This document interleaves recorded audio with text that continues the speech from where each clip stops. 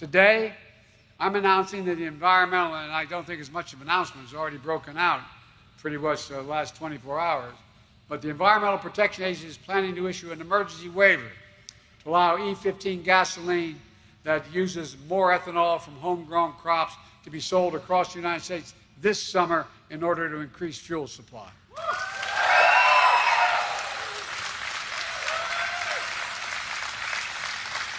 And folks,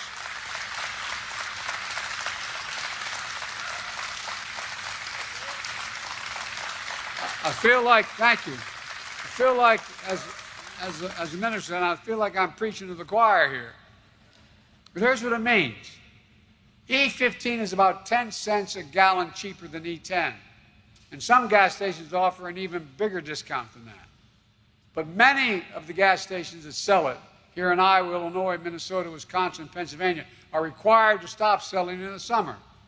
But with this waiver, on June 1, you're not going to show up at your local gas station and see a bag over the pump that has the cheapest gas. You're going to be able to keep filling up with E15, and it's going to solve a whole problem. But it's not going to solve all our problems, but it's going to help some people. And I'm committed to whatever I can to help. Even if it's an extra buck or two in the pockets that they fill up, will make a difference in people's lives. And even though E15 is only available in a few thousand pumps today, we're investing more than $100 million to build biofuel infrastructure of the future. Things like blender pumps, the gas pumps that can handle higher blends of bioethanol and diesel fuel. Of course, there's more we need to do to bring down the prices for American families. We're also working to address food prices, because right now, farmers aren't getting a fair deal nationwide, and neither are families at the grocery store.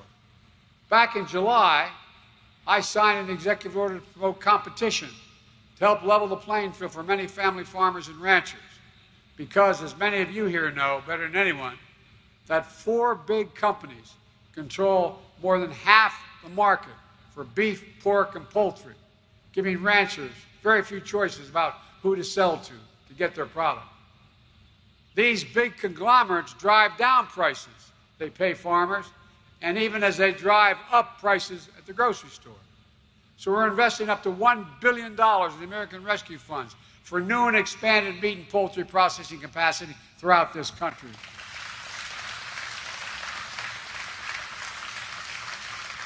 And this is something I've talked about with Brent Johnson, who is here today.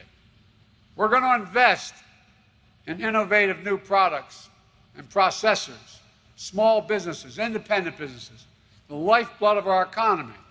It's going to give farmers and ranchers more options to shore up a weak point in our food supply chain and bring down prices for American families. I've said it before and I say it again. I'm a capitalist. But without capitalism, without competition, isn't capitalism. It's exploitation. Exploitation. And bringing down historic economic progress, reducing costs for families also requires investing in infrastructure. My introducer is going to drive home 50 miles. I've got to make sure of the thousands of bridges in this state and around the country that aren't safe. I hope you're not going over some of them. And that starts with roads and bridges. It really does. As Cindy's pointed out, Iowa has more bridges than any other state in the nation that are classified as structural